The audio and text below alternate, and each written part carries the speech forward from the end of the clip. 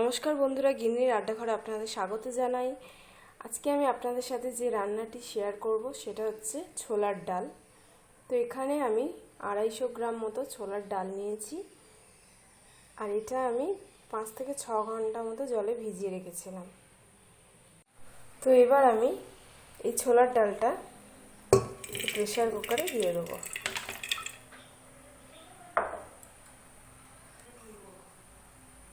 ডালটা দেওয়া হয়ে গেছে, এবার আমি এতে জলটা দিয়ে দেবো।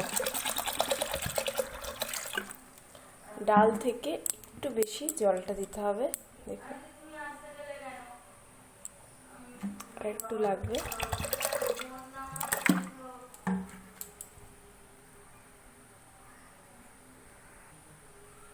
এবার আমি এতে একটু নুন দিয়ে দেবো, তার সাথে একটু হলুদ গুঁড়ো দিয়ে দিলাম। তো এবার এটাকে ভালো করে মিশিয়ে নেব।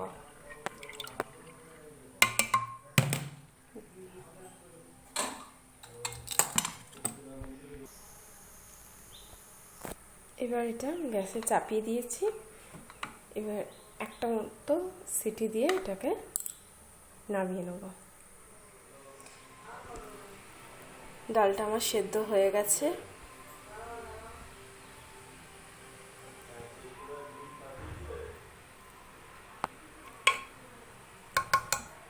দেখুন খুব ভালোভাবে সেদ্ধ হয়ে গেছে। তো এবার আমি ফোড়নটা দেব। এবার প্রথমে আমি কড়াইতে একটু সর্ষের তেল দিয়ে দিলাম। এখানে আমি সর্ষের তেল দিয়েই রান্নাটা করছি।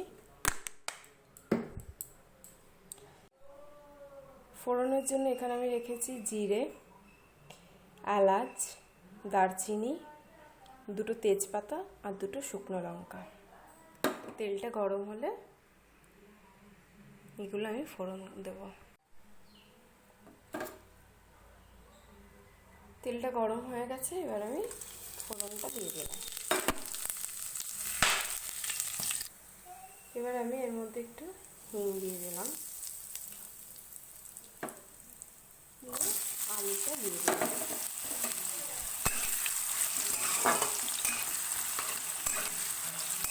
আলুটা একটু ভাজা ভাজা করবো, খুব বেশি ভাজা ভাজা করবো না, হালকা একটু ভাজা ভাজা করে নেব। আলুগুলো হালকা ভাজা ভাজা হয়ে গেছে। এবার আমি এতে এই নারকেল কুচিটা দিয়ে দেবো।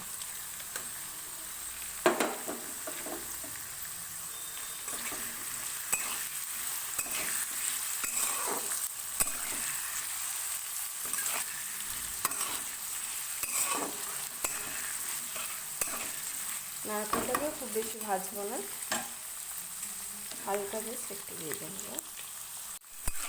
নারকেলটাও হালকা ভাজা ভাজা হয়ে গেছে। এবার আমি এতে জিরে গুঁড়ো, হলুদ গুঁড়ো আর নুনটা দিয়ে দিলাম।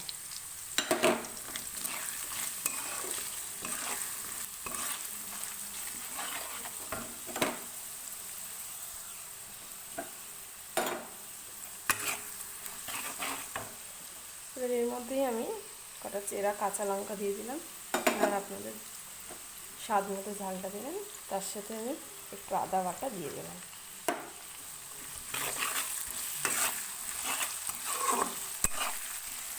দিয়ে মশলাটাকে একটু কষিয়ে নেব।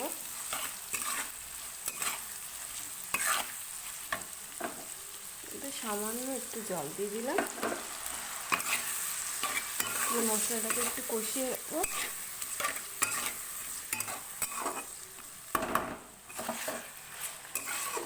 মশলাটা প্রায় কষানো হয়ে গেছে, আলুগুলো মোটামুটি সেদ্ধ হয়ে গেছে।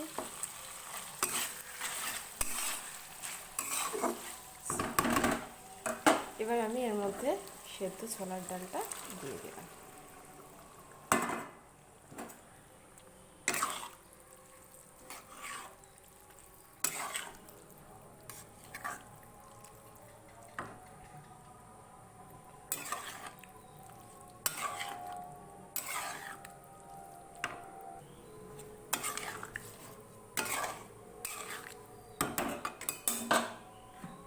সাথে একটু জল দিয়ে দিলাম।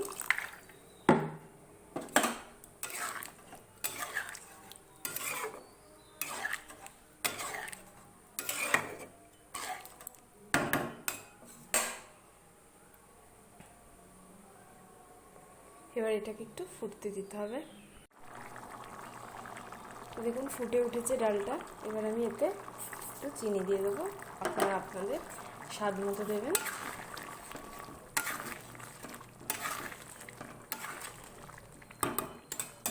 দিয়ে এবার এটা আমি কম আছে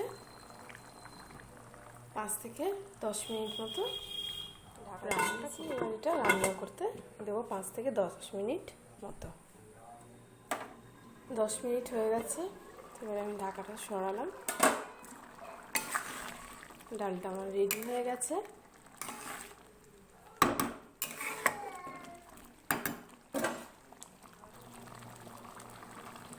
এবার আমি এটাতে কাজু আর কিশমিশটা দিয়ে দিলাম।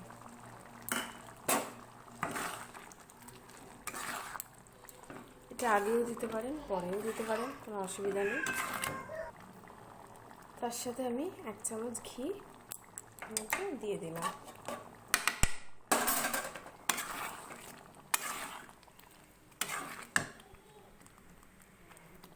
রান্নাটা আমার কমপ্লিট হয়ে গেছে। এবার আমি সার্ভ করে দেখাচ্ছি। ছোলার ডালটা আমার রেডি হয়ে গেছে। তো এরকম গরম গরম লুচির সাথে পরিবেশন করতে পারেন এরকম একটা ছোলার ডাল। তো ভিডিওটি ভালো লাগলে লাইক করবেন, শেয়ার করবেন, সাবস্ক্রাইব করবেন আর নেক্সট ভিডিওর নোটিফিকেশন পেতে বেল আইকন ক্লিক করবেন। Thank you.